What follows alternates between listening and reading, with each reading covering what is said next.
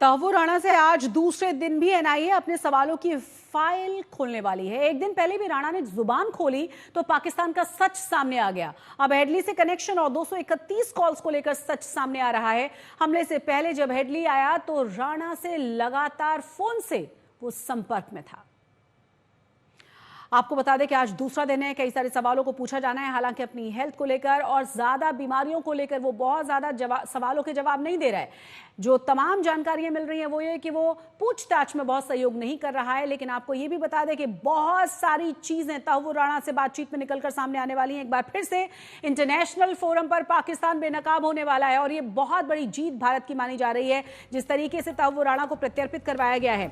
आपको ये भी बता दें कि 231 बार कॉल, आप अंदाजा लगा सकते हैं कि किस तरीके से इस पूरी साजिश को रचा गया था, किस तरीके से आईएसआई का कनेक्शन आज पूछा जाना है और बाहर निकलकर सामने आ रहा है। हेडली तीसरी बार जब भारत आया था तब भी तहव्वुर से 40 बार उसकी फोन पर बातचीत हुई।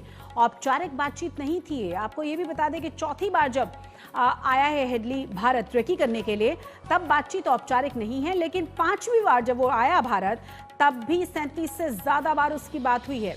छठी बार में भी 33 से ज्यादा फोन कॉल्स पर बातचीत हुई है।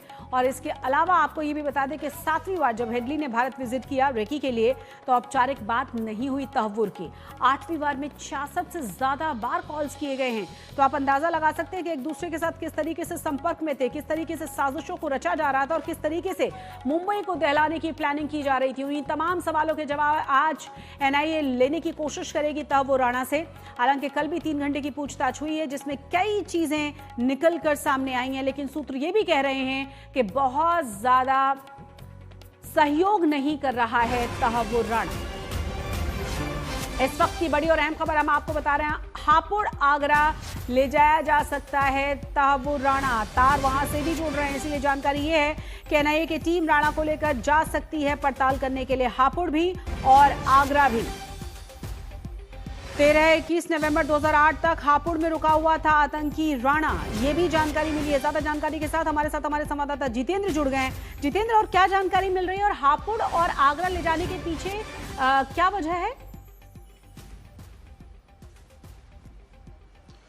देखिए शशि, तहव्वुर राणा से पूछताछ जो है एनआईए हेडक्वार्टर में आज भी चल रही है। दूसरे दिन उससे पूछताछ की जा रही है। लेकिन सबसे बड़ी बात यह है कि तहव्वुर राणा जो है वो अलग अलग स्थानों पर कहां कहां गया उसके बारे में जो है उससे विस्तृत जानकारी ली जा रही है। पश्चिमी उत्तर प्रदेश के कुछ इलाकों में वो गया था जिसमें से हापुड़ का नाम जो है वो सामने आ रहा है। सबसे बड़ी बात यह है कि कल ही जो सूत्र एनआईए के हैं वो बताते हैं कि उन्होंने राज्यों के एटीएस से भी संपर्क किया था कि इन राज्यों में चाहे वो उत्तर प्रदेश के एटीएस हो या फिर मुंबई एटीएस हो, उनसे संपर्क किया था कि तहव्वुर राणा जो इन इलाकों में पहुंचा था वहां पर उसने किससे किससे मुलाकात की, स्लीपर सेल जो वहां पर मौजूद हैं उनसे किस तरीके से उसके संबंध हैं। क्योंकि जो डेविड कोलमैन हेडली है वो भी भारत में 8 बार जब यहां पर आया था तो लगातार उसके बातचीत जो है वो तहव्वुर राणा से हो रहे थे। और डेविड कोलमैन हेडली सबसे बड़ा जो है वो राजदार है।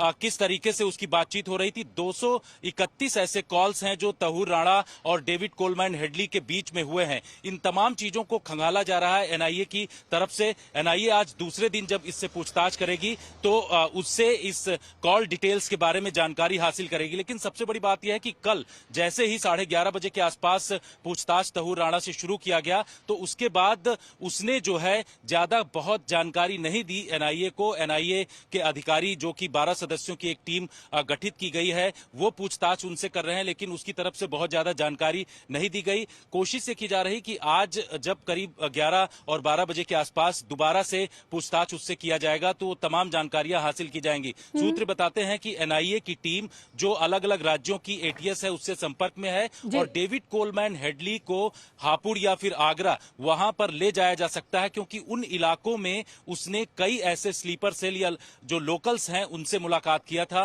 किन लोगों से मुलाकात किया था और किस स्थान पर वो गया था उसके बारे में एनआईए को जानकारी हासिल कर रही है, इसलिए वो इन स्थानों में जा सकता है एनआईए की टीम के द्वारा। तो ये एक बड़ी कोशिश एनआईए की तरफ से किया जा रहा है कि इसके जो राज हैं, जो पाकिस्तानी कनेक्शन है उसको खंगाला जाए और यही कदम लगातार बढ़ाया जा रहा है। जी, बहुत शुक्रिया।